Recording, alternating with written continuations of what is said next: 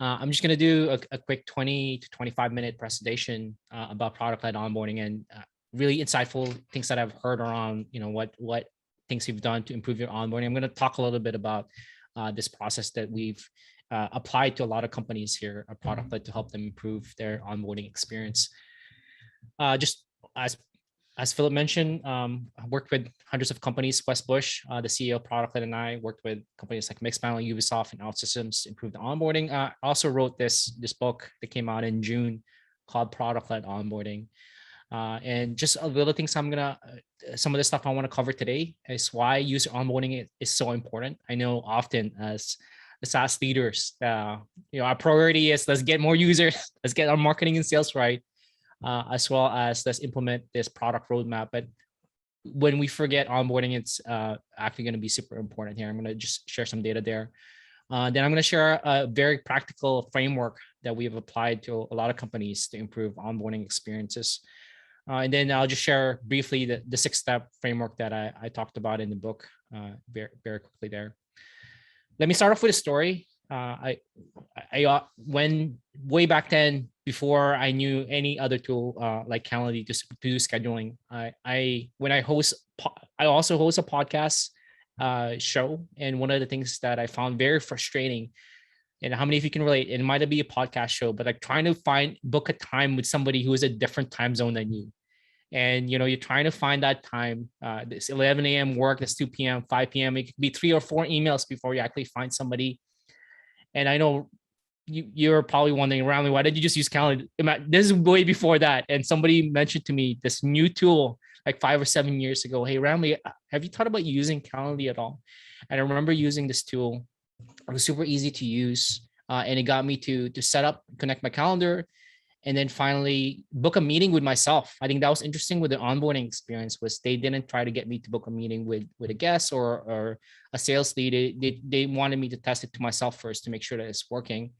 And I remember just like, oh my goodness, my life will never be the same again. And just remembering how much easier things are with this new process rather than the old process that I've had. I felt like I had a new superpower there. And really my point here is that think about that experience that some of you are talking about, that great onboarding experiences.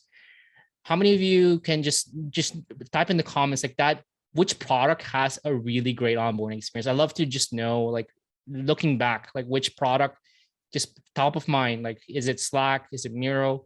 Love to see in the chat exactly which product you think has one of the best onboarding experiences. And feel free to drop it there throughout the presentation as well as right now as well. But the follow-up question I have to that is, how many of you are still using that same product today? Now, 5-7 years after I experienced that great onboarding experience with Calendly, I'm still using it today. And Philip said Dropbox and is still using it. My point here is like when that first impression is really, really great, it sets up that user to really stick around for good. And there's data that really backs this up. There's a study from ProductLed that came out 2019. They found that when users have a great onboarding experience, from 3 weeks, 6 weeks to 9 weeks, the user retention is a lot higher. That really like that first impression sets up that experience right from the get-go and gets them to stick around, like I said, a lot longer. I mean, that's a data point with 500 different companies that ProductLed look at from B2B to B2C. And really like that's just a foundational, like onboarding leads to retention. And as SaaS leaders, we know retention is the key to growth, is the key to exponential revenue growth, as well as a bunch of other things like referral, which is more down of the funnel. That's one big example. I want to pick at one company that actually did an experiment here with HubSpot, that they found like when they improve this is from Dan Wolchenok. He used to be part of the growth team at HubSpot. And they found that when you improve their onboarding experience for the first week, when they improve that retention, it snowballed 10 weeks later to a 25% increase in retention. So this really does sets that up, that when you make little improvements in the very front end of a customer journey experiences, it has huge snowball effects later down in a few weeks. really, my whole point with this is that when you have this that user onboarding is like that first impression, and it sets up somebody to love or leave your product for good. And we know it's true in real life. Like when you meet somebody for the first time in networking events, maybe at SaaS Talk or other places, or even in job interviews or first coffee dates, we like when that first impression is great, chances are there's a potential for a business partnership or a relationship or other things like that. Versus if that first impression is not that great and they leave some bad impression on in your mouth, then their chances are you're not gonna follow up with that person. It's the same thing with products that we use, and really that initial experience really does sets up people to love or leave the product for good. But unfortunately, for a lot of products, that's not the case. Where like I said earlier, I call onboarding the ugly duckling of growth. You got sales and marketing focused on like, let's just get as many people to sign up at the front, and you got the product and engineering on the other end trying to implement the product roadmap, and it's often forgotten. And what happens is the statistics that Intercom had, that 40 to 60% of first-time users never come back again. And this is a study they did with over 200 or 300 different SaaS companies, and they found that people are not sticking around. And that's a really big problem, because that your marketing and sales have put in effort to get people to sign up at the front end. It's really if you look at it, it's wasted resources, because they've already come in, they've tried the product, and they're more qualified than somebody who has not signed up really beforehand. So one of the questions I get is like, why aren't people sticking around? And there's this quote I really love from Scott Belsky, the Chief Product Officer, and this is a challenge we have as SaaS leaders in onboarding, is that in the beginning, this is his quote, and it's very brutal, that in the first 15 seconds of every new experience, people are lazy, they're vain, and they're selfish. I know that's a little harsh, but think about the last time you signed up for something that maybe a friend emailed you, hey, sign up for this, Ramli, or hey, sign up for this, Philip. You're just like wondering, what is this tool? I just want to see the value, how it's going to make me look. All that stuff that you're thinking, maybe even subconsciously, are all things that kind of reiterate this point that Scott is making, that we really have a very limited time. People are distracted with a bunch of different things that is available now these days. So that's really where we need to do, is really, we have a race against time, and we want to show the value as quickly as possible.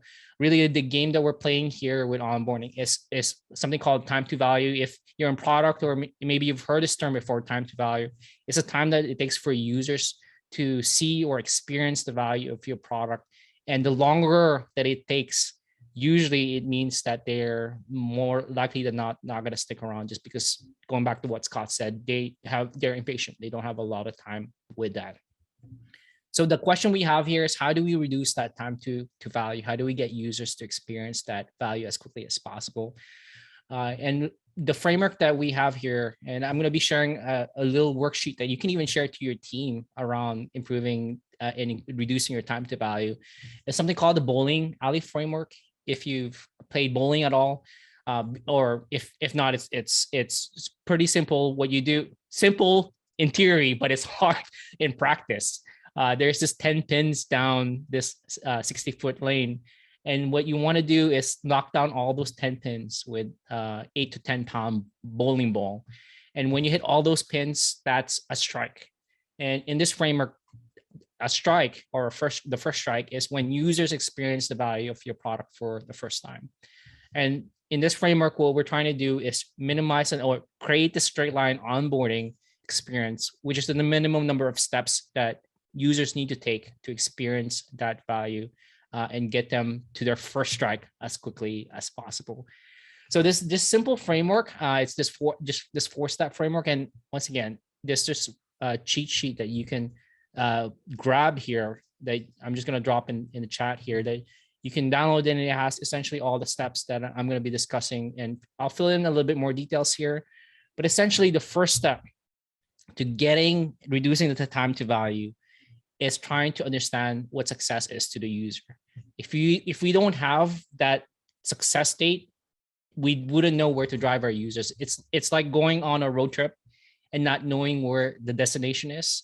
I mean, I'm sure some people find that fun, like going on a trip. Oh, I'm just gonna drive around, but it's gonna be a lot of wasted gas and resources there. And we want to drive people as quickly as possible to that destination. And really the aim here is to try to understand, and I've heard some of the responses to this earlier, on trying to understand what is your product's aha moment, what is your product's wow moment.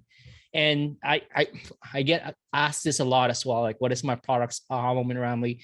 And the way that I respond to this is your customers or users really have all the answers. And I look at this little image or framework that helps me to decide what this aha moment is for your product. And it shows one of my favorite super heroes, Super Mario. This is created by Samuel Ulick from useronboard.com. And I really love that what it shows, that the goal, that aha moment is not about our product, it's about helping our users level up. What is that level up version of your users? And that when they achieve that is when they achieve the aha moment. And in this analogy, they start off as this small Mario.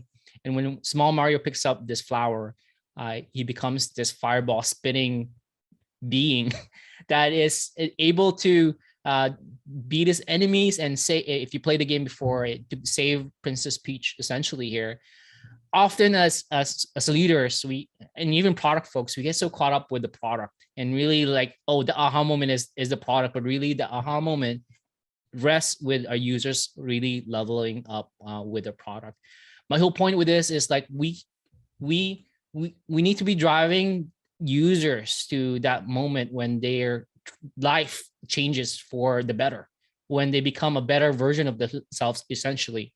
And my point here is often on our end as leaders, we see, hey, our goal is product adoption. Yes, that's great, but for users, their goal is not product adoption. Their goal is they're trying to transform the way they do things. Like, look back to the example I gave with Calendly.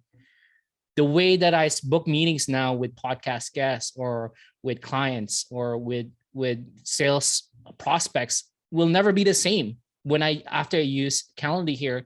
And it's the same for your particular product. Like, once users have fully adopted your product, their life will be transformed. Their workflow will be transformed.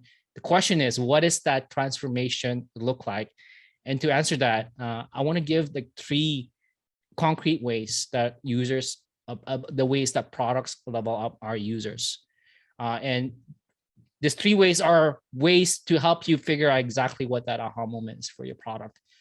The first way that our products level up users is the functional upgrade. And this is the simple one. This is the desired outcome that users are trying to achieve with your product. With Calendly, it was like trying to book meetings with podcast guests. For this example, there's this quote or analogy that often is brought up here from Theodore Levitt, that when people buy a 1/4-inch drill, they don't want that drill. They actually want a 1/4-inch hole to hang a picture frame. So it's that end outcome that users are trying to achieve with your product. That's the functional upgrade for your particular product. And chances are, most of you who are tuning in right now, you know what that functional upgrade is for your product. You know what users are trying to achieve with your product. But unfortunately, that's only 1 out of 3. And we often kind of stay there because most of us are probably more pragmatic. And the next few are a little bit more on the other side of the brain here. There's the functional upgrade. There's also an emotional upgrade that a lot of users experience when they use something for the first time. This is true for B2C as well as B2B. For a consumer example, there's Walt Disney, who said really their goal at Disney, whether that's Disney World or Marvel, is to create happiness by providing the best in entertainment and people. That's one end of the consumer side, but even in the B2B sense, think about, once again, the example I had with Calendly. When I used that product, one of the emotions that emotional upgrade I got was avoiding the feeling of frustration, that I don't have to go back and forth by email. And one of the other emotion that I achieved was feeling like I have a new superpower with that. And it's the same for your product. There's that emotional state that happens when users experience your product's value for the first time, what exactly is that? Is it a joy? Is it a feeling of relief that they're getting frustrated with something? Whatever that is, all of that are great things to help motivate people as they're signing up for your product and experiencing the product's value on their own. That's the second one, the emotional upgrade. The third one is the social upgrade. And the way I think about this, as human beings, we're not just functional beings, we're not just emotional beings, we're also very social creatures. And once again, it's when I say social upgrade, the first thing I usually hear is like, Ramli, we're not a Facebook or we're not a social network. But even then, like even B2B software has a social social component to it, because when people use a product, they're using it in a social setting, whether that it's within a team or within a work setting. And one of the examples here that I have is with Canva is this is a little bit more of a B2B example, but even then they're trying to really hammer home the point of the social upgrade that they have here. It says here in this ad, no design experience, no problem. Canva makes it easy for anyone to create professional designs that are sure to get you noticed. That last part there says sure to get you noticed. Like it's really trying to bring home that point that, hey, after you use Canva, one of the upgrades that you'll have is people in your workplace noticing you that I didn't know you can design this thing here, this logo or this product or this business card. And it really is that wow moment there, particularly with that. So when trying to, when somebody asks me, what is my product? I try to unpack that. I would unpack that by trying to understand how is your product upgrading your users in a functional way, the way that they're doing things right now that will be different after you use it. In an emotional sense, what are some emotions that they would achieve after using your product, and in a social sense? And that all of that combined can really help define what that wow or aha moment that can really for your particular product to drive that users on for the first onboarding experience. Once you do know that, now we know what we need to do. We need to get them there as quickly as possible. And that's the first strike, and trying to understand what the key product action is within the product as quickly as possible. Now that first strike could be super simple, something like Zoom could be like just hosting a session like this for the first time. For Calendly is making that meeting, booking that meeting for the first time. For a lot of B2B enterprise companies that we've worked with, one of the challenges is your product is almost like a Swiss Army knife for B2B. And what I mean by that, it could have multiple use cases. And the question I get often is, Ramli, what is our first? Where do we drive users if we have 5 or 7 or 8 different use cases here? And one of the things that I would suggest, if that is true for your business, is really try to segment your users from the get-go. An example I can think of here is with Wave Accounting. So with Wave, they have 3 core use cases with their product. It's a financial tool for entrepreneurs. And they ask right up front from the beginning, Ramli, what would you like to do with Wave today? And they ask you to choose a starting point. And you can send a professional invoice, you can manage accounting, run effortless payroll, or you're not sure yet. But by segmenting it like this, now the team at Wave, the growth team at Wave knows now that when somebody selects send professional invoice, the first strike is really getting them to send the first professional invoice first. If it's managing an accounting, then we know that the first strike is getting users to connect their bank account and start getting transactions through the system. If it's running effortless payroll, then it's sending the first payroll through here. So the whole point here now really is like, what is the first strike for your product, and trying to figure out those moments here. I'm going to take some questions before we go through here. I know there's some questions. Keith, I'm launching an app in January. Need to have adverts to help funding. How do I ensure it doesn't ruin the user experience? Keith, that's a really great question. Do you want to provide more context for that? If you yeah, I suppose obviously I need to get some funding in. So we've signed up Volkswagen commercials as an advertiser for 6 months. and I'm talking to two other large companies, but I don't want to fill the app with ads and pop-ups and stuff. So we're trying to get a really smart ad that's going to just blend in with the content, almost sit in the background. But I don't want to have too much advertising, and I'm kind of trying to figure out how much is too much. I just want to get it right, that it doesn't feel like it's just an advertising page. Like, I want to promote products and services, but not focus on adverts. Yeah, that's a great one. One of the things I would ask is around for the users who are using the app.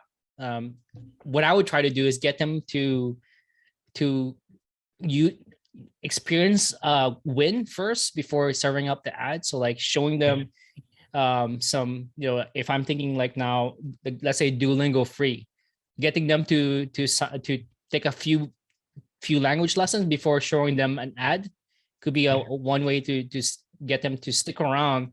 Give them give them something first like that, and then show them the ad. So there's like that quid pro quo in a sense. So give them some content and some right.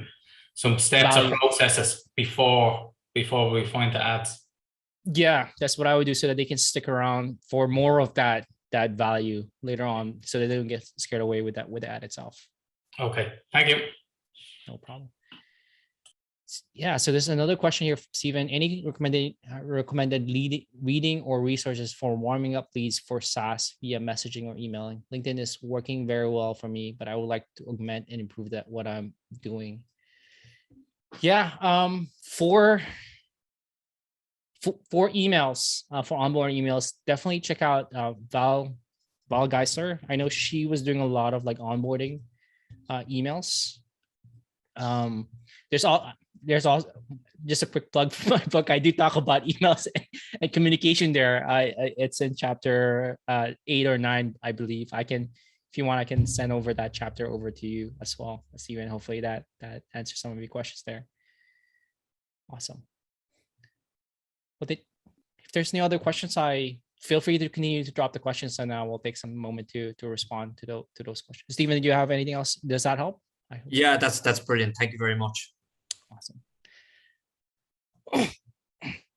So once we have that end destination for our users, and really like getting them to see that we know what values and what is that aha moment or that wow moment, and understanding user success. Really, now our goal is to get them there as quickly as possible. And the way that I look at this is often a lot of the stuff that is in the onboarding experience for most products is something that doesn't need to be there. And the way we go through this is if we were in person and we were workshopping this, we would use Post-it notes, and every Post-it note would become like a field that a user has to fill out, or a button that a user has to click on. And all of those things would be Post-it notes on a wall to get them until they get to the very end state, that first strike. Since we're not in person for a lot of us, and I was just overhearing some discussion earlier around how things might go back and hopefully not, knock on wood, not in lockdown. We also have like remote tools that we can use. Trello, Mural.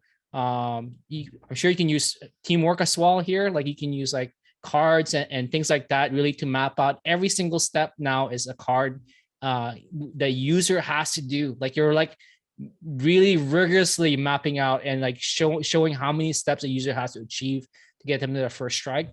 We did this with one company that we were working at, West Bush and I, and we found after they mapped this out, had 73 different things a user has to fill out or click on or fill in until they reach the first strike. And it was really eye-opening for them to see 73 steps. What the heck are we doing here? We need to reduce some of those stuff here. So that's very, very insightful on its own already. Once one example here, one of the clients we work with is Snapa. It's a tool to easily create business cards and any kind of design like logos. And we just mapped out a simple version here for an example here so that we can go through this example. All the steps that a user has to fill out or to click on So they need to, for this, the first strike for Snappa is getting people to design, edit that design and download it eventually. So for a user to get there, they need 10 steps. And once again, this is a simplified version for this exercise. They click on get started for free, fill out the email, fill out the password field, fill out the password field again, confirm the go to the go back to your email inbox and confirm that email. Click on verify my email address, select a design template, add your own pictures, edit design, and then finally download it. Once you have your product mapped out, what you want to do now is vet every step. And we use a red, yellow, and green light system here, where red are steps that can be eliminated based on your data or customer interviews you have. Those ones are ones that are adding more friction in the experience than it is adding to it. There's also yellow, which are steps that you can delay after the first strike. And green are absolutely mission critical steps that a user needs to do to experience your product's value. And one of the things that we suggested for Snappa was we found that 20 to 40% of the users were not confirming their email address. And that was based on the data. We did some user interviews as well, and we found that people didn't really, when people are trying to create a design for something for their business or for their marketing collateral, they don't really have the time to, they're in a hurry. They need it now. And when they need the design, they need it right away. So we suggested to the CEO there when we were working with, hey, can we do a little experiment here to remove this step, there's 2 steps here to confirm the email and to verify the email address. Now, this suggestion might not work for everyone. And you know, if you're in GDPR or you finance, for sure, like these are steps that you would leave there. But this is an example that we suggested for Snappa as an experiment. What we saw with them right away, within a month of just experimenting here, we saw more users actually experiencing the product's value, as well as a huge bump right away in their MRR, just because people were getting stuck there and not verifying the email address, as well as users, when they want that design, they want it instantaneously. Now, this is just one example here, but this whole process that I've been just talking about for up to now is really trying to understand and find those bottlenecks that your customer onboarding is experiencing. And what we want to really do is identify that and remove it with this simple framework here. Once you do have that, one of the things that I suggest as well is you don't want to do this on your own. And that's why we suggest doing this with your customer marketing team or to your product team. I would definitely also involve the sales team to try and understand which fields are they actually using here, and get them to do this exercise on their own first. And when they come back together, try to understand, does everybody agree with everything labeled green? Does anything need to be removed? Is there anything that needs to be added there that you don't have particularly yet? And once you do have that, you just gather all the green steps, and that's essentially your straight line onboarding there. And once again, all of this stuff, I'm just going to drop the link here again to the cheat sheet that I have. Feel free to grab that. This is the 4-step that we've applied over and over again to like minimize and reduce time to value for a lot of products that we've worked with in the past. This is just one simple step here, improving your onboarding. Like I do talk a little bit more deeper in the book that I can do a whole work, like a 4-week, 6-week course to really improve your onboarding, where I dig into like establishing your onboarding team, understanding your end users, refining your onboarding success milestones. Today, we walk through evaluating and optimizing your new user journey, and keeping new users engaged, and finally analyzing those results. And if you notice, all those first letters, they spell out Eureka. So this is the Eureka framework that I discuss a little bit further in the book that I've written. Feel free to grab the first chapter for free. I mean, it's available on onboardingbook.com. I make that available as well as like if you do find this very useful, feel free to check out anywhere on Amazon. That's all I just wanted to share. If people have any questions, I'm happy to answer them now. Or I can, if you want, I can also answer any questions by email after this call. My email is ramli@productled.com.